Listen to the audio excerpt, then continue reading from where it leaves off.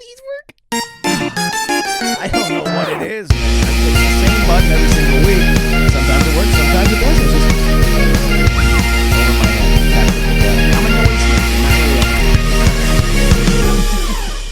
I'm Ladies and gentlemen, welcome back to Full Circus. My name is Tristan Sartoris. I'm happy to be here with you today, and so happy, in fact, I'm wearing swim trunks in case we find ourselves at a pool party, all right? Am I looking to swim? Am I looking for a body of water? Perchance. I don't know what the day will bring, but I'm keeping my options open.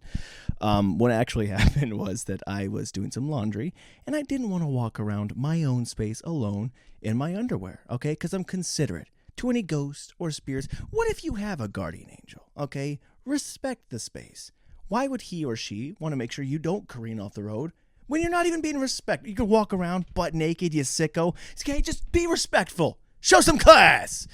But anyways, this was 9 days ago. All my laundry is done. I just pulled these out again still because I was fond of the time that I wore them. And also, you never know, okay? What if I just suddenly get into a water polo match? Someone challenges me for my creed, my dignity, my throne. If I had a throne, and I would be ready to defend it. It's the same reason I don't like wearing open-toed shoes, because what if someone's like, race me for it. Race me for that ice cream cone. I'll race you for it. Like, whatever it is, if someone says, I'll race you for it, I have to be ready, okay? Same reason. Let's swim across the pond. Let's do this. Let's do that. Water balloon fight. I'll be ready, man. All right? In the game of life and Olympics that any homeless man may challenge me to, I'm going to be the victor. Okay? Slipping like a greased eel. I don't know if a greased eel goes all that fast. In fact, I think when that whole oil spill happened, they kind of slowed down a little bit. You know what? I'm going to swim like a dawned up duck, okay? Just scrubbed and cleaned. Feathers are ready, primed and plushed, and, happy to be back out in the water and swimming free. That's how I am, okay? Now pick me first. I've got the attire. It's not about how fast you can swim. It's about showing up, looking like you can, so no one else challenges you for it, whatever it is.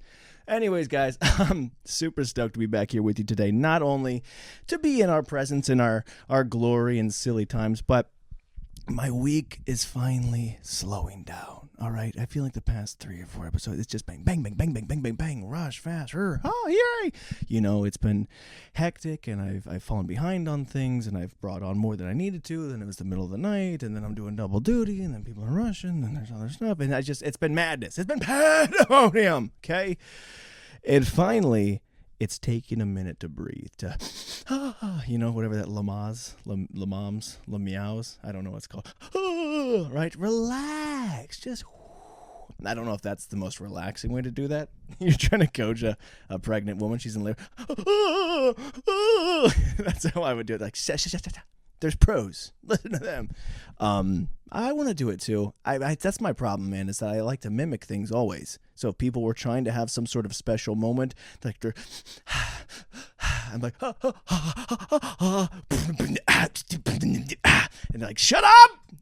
So I'd get kicked out pretty quick.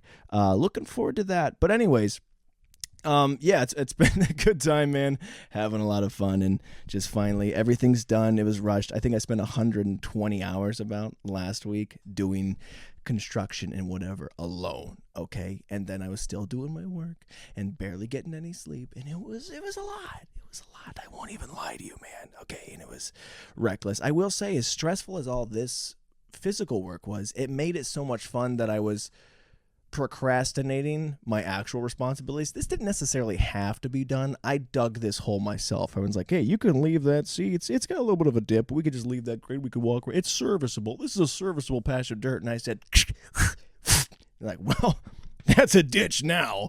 So I made it way worse. And as annoying as it was, there's nothing quite like putting off the things you have to do. My actual work, my actual responsibilities, putting those off makes everything else so much more fun. I tell you what, I've said it before, have the most lonely, boring day ever. If you got something you got to do, push it back. And you're like, well, I didn't realize wiping my nose was so fun. I might do this for another 45 minutes. Maybe I'll drink 2 bottles of water. I'll just sit and think. Life's good again because I'm not doing what I have to. So welcome back to Procrastination Station, ladies and gentlemen. It's been a blast. So I've stopped doing that, okay? I did take care of things in the end, and you can only do that if you can be clutch. If you can be a fourth quarter player and you can get it done, because you can't procrastinate, then just not do it. And they're like, you're kind of falling behind here. And then you're just kind of goofing around. But that's fun too. That's where you got to really dig into your bag of tricks, okay? You got to come up with some good excuses to get out of work. I'll say this, man. If we spent half as much time thinking up of good excuses to get out of work as we did worrying about it in before and after, well, you'd have less work and you'd be less stressed. You might make less money, but you know what you'd have? A lot more fun. And it's fun to have fun, but you can't see it. You have to know how. You can kind of see the little tickle of it. So anyways, it's been nice to finally just put all that to rest, nonsense shenanigans, and just breathe a little bit, man. It feels good to breathe, dude. So got all that done. That was Friday night, man. I was covered. After I finally cleaned up, and I spent so much time bleaching things. And like, of all the rotten luck, I had to go to the store, and I was doing this thing where I'm covered in bleach and chemicals, and I'm scrubbing, trying to get everything done and nice, and I smell horrible, I look horrible, I'm dirty, and I'm also wearing my slippers and just the grossest clothes, just the whitest trash you've ever seen. And I decide I'm going to walk into the store because what are the chances that I'll see anyone here in this other part of town? Did I ever? And not only that, but I didn't recognize how I looked. I try to be more self-aware, but I didn't. I also get carried away in the moment. And instead of going, I smell bad, I'm gross, I should probably avoid. I should probably save some face, save some dignity, move away. I could slip away. And I could have, dude. There was a moment they didn't see me, all right? It was my best friend's family, very familiar with them. I was like, I don't want to make it look like I'm a piece of garbage. So I turned. And then I walked back up and said, family, came and I hugged him, wrapped all my bleach and Clorox and chemicals around him. He's like, how's the place going? I go, it's going well. He's like, did you finish the shower? I go, why would you say that? So it was a good, gross, filthy time. But it's nice to finally have that done. And what's worse is that, like, that whole weekend, though, even I got all this done, is that I forgot that there were some other things that were also scheduled on the back burner, some other things I agreed to do. We had some family meetings, some family gatherings, and yes, I could have canceled anything. I could always dip out. That's the beauty. Like I was saying, excuses. I got so many. My bag of tricks of this happened is so good, man. I can get out of anything, but I chose not to. I fought a valiant effort to show up, and I did just that. And it was good, Family time's always great. I will say this, man, okay? I love my nephew. I love him to pieces, all right? But there's enough attention to go around, gosh dang it, all right? But he keeps on learning more and more animals, and everyone goes, but now he knows the freaking gorilla versus the baboon versus the orangutan. Well, so do I. And no one bothers to ask Tristan, how many animals do you know? Can I spell anteater? Yes, I can. He keeps getting more attention, and I have so many fun things to say, and that's not the problem, okay? He's great because he actually pays attention to me, and I'll sit there and I'll talk to him, and we'll converse. We'll get deep in thought, where at least as deep as I'm willing to go. He's on a whole other level, but I'm like, more surface level things. But, it's everybody is either focused on the kid or they're on their phones. And I don't like it, all right? Family, let's tighten it up. Either pay attention to the kid or look at me. 2 options. And I'm tired of it. So anyways, that's my only grievance. And I was just thinking about that because I was tired, all right? And I did a lot of things. And I was like, I can't believe nobody's asking me how my day went. But actually, it was great. It was all good. Yeah, man. Anything else happening? Not much outside of the day slowing down. There's been, you got all your taxes done, all my responsibilities. I'm feeling very adult. I'm feeling very responsible. I know I just went on that whole tangent about avoiding said responsibility, and that's part of being an adult, is knowing when to get out of things. I would argue, you don't want to go to the funeral? Don't! But you have to have something good. That's a whole other story, in case I've been invited to some funerals that I forgot I've dodged in the past. I had a good reason, and I meant it. Freaking. I need somebody here that's like, wrap it up, skedaddle, get out of there, get out. But yeah, man, Feeling good, feeling adult. I will say that in terms of taxes, man, you see everybody's getting their taxes back. They're getting little refunds, and people like to buy these new, fresh, and, cool toys and trinkets, a new phone, an Apple Watch, a car, a freaking, I don't know, whatever you guys buy. Cameras, computers, tech, fun, jumbo, trinkets, toys. It's great. I've realized just how mature I'm getting, okay? Or maybe this is just my stupid brain regardless, but in a sense, I've found some new peace in just the smaller things in life. For a while, everyone else is getting these fancy new items, okay, with their new tax refund. What I got, dude, I was stoked about this, is I got myself a new plunger with the caddy. Oh, it's fancy, dude. I'm plunging, put it back in the tray, nice, pristine, with the scrub brush as well. It's beautiful, all right? Next to my toilet is full of class, and I couldn't be more there's nothing you could offer me, no TV or PlayStation or anything in the hundreds of dollars that could make me as amped as that, okay? Because it shows some sort of elegance that I don't actually possess, all right? Now, rest assured, am I gonna Taco Bell on that? Fire, right? But I got the plunger to back it up, and it's going to be clean and put together. So I'm super stoked. Needless to say, I am an adult, even though I just talked about the requirements of plunger that I need. But that's okay, all right? You can be a poopy adult, all right? Whatever, guys. What else is happening? Dude, I'm sweating. I left the heat on. It's still going. It's freaking flaming. And this is the problem, man, is that I also get in the booth. It's 90 degrees in here, and I forget, and I walk out. I'm like, oh, I wish it was a little bit. I wish there was a bit of a breeze, wish a bit of a wind. And we still haven't unlocked these windows yet here either. So it's pretty lock and key, man. You get out and you were just burning. So I've been doing frequent trips outside, getting lots of steps in, man. Going to the Dollar Tree. Oh, tales from the Dollar Tree. That was one long segue. It's not actually that hot in here. I just wanted to get to that, but make it sound natural. Was it? Who's to say? We should have a review. Let's do a segue review at the end of episodes. How did you think about 11 minutes and 48 seconds when he transitioned from heat to sun? But anyways, went to the Dollar Tree. This was just today. It's not really a fantastical normal story, but there was a riot of sorts. And so the Dollar Tree, man, I think I've said this before, but it's kind of like the Truman Show in a way. Like, you walk in, no one's there, and then you turn around, packed aisle. And you're like, well, I want to go. Why do you want to go to freaking Cuba or whatever she asks? Like, because I've never been. Isn't that the place we want to go to experience places we've never been before? And he's like, look, no cars. He's doing the whole roundabout. He sees more traffic. That's how it feels at the Dollar Tree, where they just pack in really quick. And, growing up, my family is one to complain. That's just who we are. We like to complain and cause a ruckus, but not in public. No, all right? We do a whole debrief in the car on the way home at the counters, okay? You don't bring your grievances out in public, all right? And that's what these people were doing. They were throwing a whole this is that and this. And also, if you're going to complain, I think the rule is you have to make it funny, or at least you have to try, all right? But they're like, I can't believe the counter is not.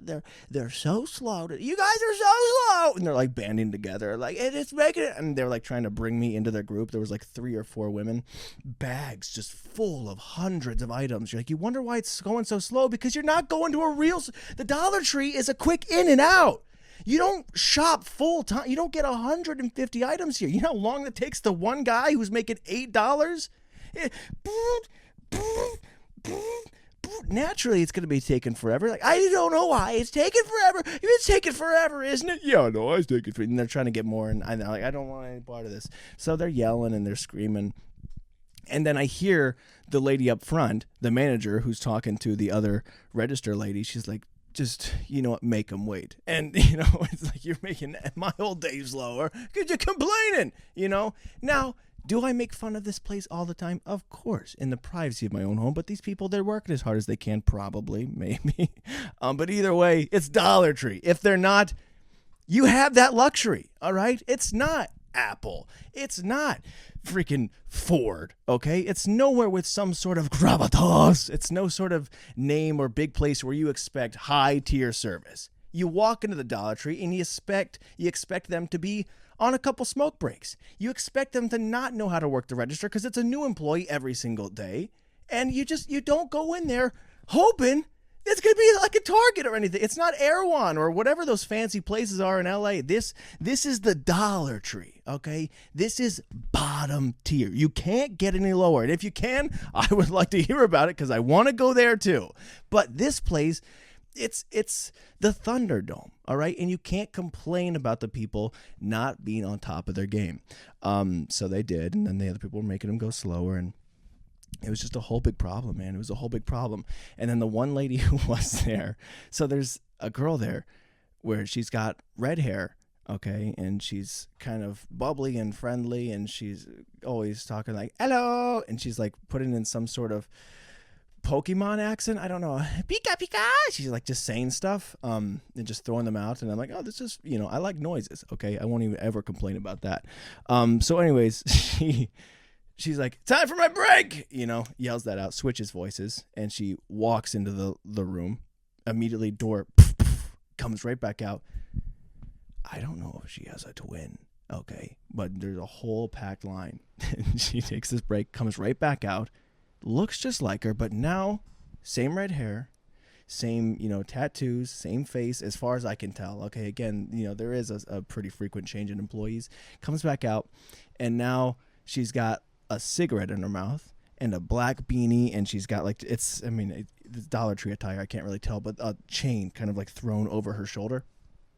And she's like, all right, I'm on one. And I swear, dude, that I was watching some sort of like live theater, because I was like, whoa, wait, you, huh? I don't know. I should have asked. I should have stuck around. She's like, hello, okay, so Pika, I'm going on my break. She goes, so what's the deal? All right, I'll get you. And she's just like this kind of biker dude now, and she's picking up the money. She's like, I gotta see it. Which, by the way, dude, you don't have time to scan all the money of other people, but it's making me laugh because everyone else is getting even more. He's scanning. What are they checking the dollars for? So I was having a blast, man. I don't mind waiting as long as I get to just be a part of whatever this is. So she's holding up the money. She's like, yeah, it looks real to me. I'm like, yeah, right, it looks real. I don't even know what you're supposed to look for. I've seen that in movies forever, thousands of times. I couldn't tell you the difference. If someone's like, hey, make sure you check those dollars, like, I can see, looks good. I don't know if you get briefed on that at all. I don't even know. I've never seen anyone do that in real life, actually, like check the dollars and hold them up to the light. So anyways, she changed characters, came back, then she went back in. This is how long the line was. I don't know if she was changing breaks or she forgot something. Never lit the cigarette. She was just holding in her mouth. I don't know if she had a cigarette break coming up. Left, came back. Pikachu girl comes back in. Pokemon. She comes back in, finishes the rest, and I didn't ask any questions, and I will regret it for the rest of my life. So I have to figure that out. But it was so funny and it was so interesting. I hate it. I hate that I didn't ask any questions, man. But I thought I could pick it up just through observation and kind of form my own story. But now I'm left with so much because I don't know what happened there. It's like just you're like, I'm going to come out and do it. Maybe that's what it is. Maybe they were so fed up with everybody knowing like, well, there's nothing in there but like scarves and it's like costumes and characters. I'm Romeo. So I had an absolute blast with that. But again, the people in front of me there were fired up. And imagine how I felt, okay? I had one energy drink and a pack of gum, and I had to sit behind her. She's got so many Easter decorations just waiting. It's like, by the way, it's cheaper to go to Walmart or anywhere else. Like when you're buying a bunch of things like that, this is just quick, chaotic convenience, and that's what the Dollar Tree's for, baby. So anyways, speaking of Easter, hope you guys were having a beautiful one. I don't know when you're hearing it. Okay, it's a Good Friday today. But I think we've already said all there is. I don't even know exactly what our Easter plans are, family. Oh, we're going to talk about the freaking... Oh, my gosh. This chair keeps breaking worse and worse, man. It's losing the lumbar support, which arguably is the best part. I guess we'll talk about the kid. I better... Oh, man. You know what, guys? Oh, I broke the candle. Oh, yeah, dude. Speaking of Dollar Tree, this is from Walmart. I bought all these freaking candles, man. I bought tons and tons of flavors. Some of them work. Some of them don't, and it's a real pisser. But you know what? I don't sit there and complain. Why? Because I got it for $1.70. All right? So there's some things you just have to know what you're getting. It's like people who sit there and they sample the ice cream flavors. You just have to be okay with the world, and you have to be okay with losing. And that is like standing in line at the Dollar Tree. You have to be okay with, the reality of life. You get your ice cream flavor, and if you hit, you get it. If not, what are you gonna try them all and make sure you live a little? I don't take a risk, man. If you can't take an ice cream flavor without trying it first, then you're not gonna make it. I hate to say that, okay, but you're not. Look, if there's a storm coming, if there is an apocalypse, not even day one, okay. Can I sample the freaking shelter? See if is it humidity controlled? No, get out of here! Oh, zombies. Is there anything else? Note of coolness happening? Not much. I saw that spaceship thing happen, where they sent 5 female astronauts up to space for 10 minutes. Katy Perry was on there. Gayle King, I believe, too. There was this cool lady. She did a lot of things with her life and law, and she was dreaming of being an astronaut, and then she had to kind of derail, and then she came back, got to go up. Super heartwarming story. Other than that, I don't know what it was for. I don't think anybody else does too. There's kind of there's a bunch of divide on whether or not the money or resources, and other people are like, it was fake. And I love that, man. I love a good conspiracy theory just because it's funny. Because there's no, if it was, so, what do you, I don't, me to pound the table, and if I spend, so there's going to be some people that will spend months trying to prove that thing's fake. And even if it comes out that you got them, there's no, you have to be okay with just losing, man. You're probably never going to know, all right? If it's fake, hey, let's just agree that it was fake and now move on. Now go wait in line at the Dollar Tree with the rest of us. But yeah, I don't know what they were up for there for 10 minutes. Just went up, came back down. Kind of sick if we're just doing a little quick check. Let me just, I guess that's another sample, just commit to space. All right. We need more commitment in life. I think that's the bottom line. I'm going to try and twist this. That's the theme of today's episode is we need more commitment. You got to make your decision and you got to ride with it. Speaking of riding with bad decisions, the Browns, this is kind of commitment, anti-commitment, are finally moving on from Deshaun Watson. Thank you, Lord, dude. Okay. You can go back to 3 years ago, okay, when we got rid of Baker Mayfield and we brought in Deshaun Watson, and I didn't cry, but I whined a lot on this podcast, and I was like, I can't, why are they doing this? He's wrong. It's not the plan. Baker Mayfield coming in. And finally, the experiment is over, okay? You made your decision, and you laid in that bed, and they owned up to it, and they said, we tried. And we failed, okay? And you spent all that money, and you wasted a lot of people's time, and you wasted your own time, and you sunk the franchise into the ground further than it needed to be. But you know what? It's finally over, and I jumped for joy, man. It was so great. Also, it's funny because Deshaun Watson, he's training. He's like, I'm going to get back on the field. And they're like, no, you're not. Please just stop. Maybe somewhere else contact, but if you're putting all that work, door's locked. So that's super cool. Very big fan of that. Is there anything else I wanted to talk about immediately? I can't remember. Oh, dude, we did have a question. Okay. I tried not to read this at all. I only saw the first couple sentences of it. So I was like, just see if I can, give some sort of, I know it's about wedgies, some sort of wedgie advice.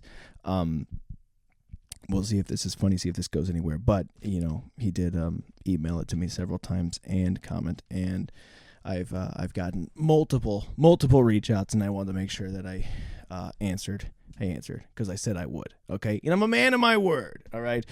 So, anyways, this comes from Lover Food. Hopefully, this is funny. I should have prepared, but I didn't. You know what? Laying in the bed, Lover Food asking for advice. All right. He says, the advice that I need is to find some creative ways to give a wedgie. You're at the right place, gentlemen. For context, my twin brother and I love pulling pranks. One of the pranks we like to do is wedgie pranks. For example, whenever there is a chance or opportunity that we can wedgie the other person, we take the opportunity. And it's been fun, but as we got older, our wedgie pranks have been more creative and more painful. No worries. I love to step up my game. And then I came across one of your videos that talks about how to give an atomic wedgie. Wait, hold on. I gave it to my twin brother, the most atomic Wedgie, and ripped his Fruit of the Loom undies over his head. Our reactions were shock and impression. I thought I was the way. Dude, that's ridiculous. Are you saying that somebody actually watched me talk about how to get wedgies and someone suffered? I don't know how I feel about this. It's funny in a sense of like a cosmic wedgie circle, but I don't know how I feel about anyone like actually getting wedgied because of me. But it's kind of our reactions were shock and impression. I thought I was Wedgie King, and there was no way he could ever get me back until we were in the park, messing around and doing tricks off different. Is this real? Is this real? Okay. I was sitting there doing tricks in the park. Did a atomic wedgie. It was my turn to do the trick, and I had the perfect idea. Going down the slide, somersault, jumping onto the platform, then flipping off it. Dope. As I stood up on top of the slide, ready to slide down, I felt a tug on my Fruit of the Loom. He gave me a wedgie as I was going down the slide. To make matters worse, it was kind of a wedgie bounce situation. Like he would pull me back to the top and then let me slide down, repeating the wedgie cycle. Dear God, that sounds horrible. Just permanent torment. And your twin brother. Oh, I got something to say about that. Anyways, he did the cycle for about 5 to 10 minutes. How are you still alive? Until the Fruit of the Loom ripped and I finally went down. Still, my wedgie torment was far from done because I lay face down on my stomach, rethinking my life choices.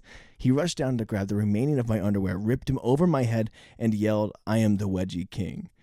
Dude, what is your relationship? That is the whole story. Okay. Now, I should add that I'm not mad at my twin brother for giving me the worst wedgie ever. He should be. 5 to 10 minutes? I actually thought it was cool. It's not. Just need a perfect plan to get him back so I can reclaim my title. This brings me to my question. What are creative ways to wedgie someone, and can you, if possible, do a video explaining the most creative ways to do so?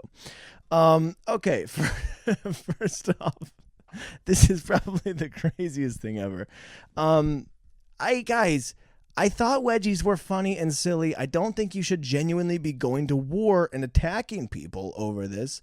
And I don't know how I feel about you using my ridiculous advice that may or may not make any sense. I was describing a childhood, a younger, and it was never a back and forth, and a lot of it was consensual. Like, hey, yeah, let's see how swirly is. We've never had a wedgie, all right? We're all homeschooled. When are we gonna get bullied? Let's try it out. And it sucked. It wasn't great. And I'm better. I've been trying to say this for a long time to everybody who contacts. I'm more of a wedgie escape artist, okay? I have tons of ideas on how to get away and get out of it. A new one that I've come up with is, what if you had like your Speedo was like your underwear, and then the rest of it was like cut all the way around, but then you had little bungees attached to that. So the whole back half was suspended apart from the bottom half that was tucked into your trunk.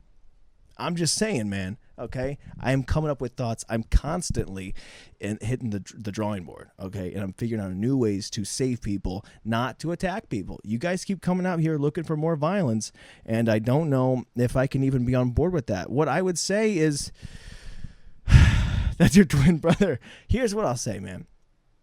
You know, you've already done a couple creative ways. You've tried the atomic. You've gotten wedgie bounce. You know, it's hard to say how to even be creative in a sense, because he is your twin brother.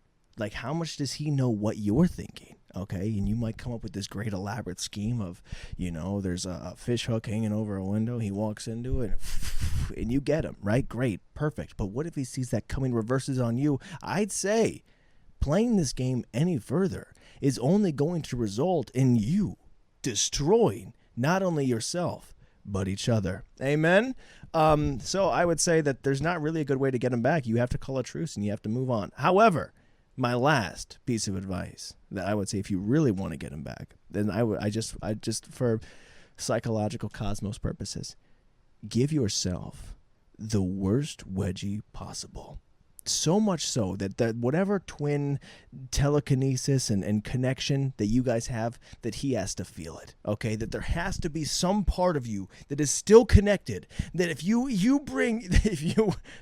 go into your underwear, you are no longer, all right? A man wearing underwear is wearing you.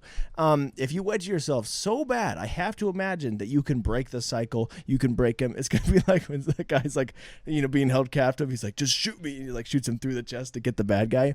Give yourself a wedgie until he feels it. Boom, baby. And that's what I recommend, but that sounds awful and painful, so I don't really recommend it. But I don't know, guys. I'm not really great with attacking advice. That is so hilarious, though. If you guys want to get out of wedgies, that's really where I shine the best. P.S. I don't know if you need the information. I and my twin brother are 16 years old in the same school gymnastics program. Oh, no wonder you guys are doing sick tricks. We're both flexible, quick, and strong. Are you bragging? Flexible, quick, and strong. Sounds dope, though.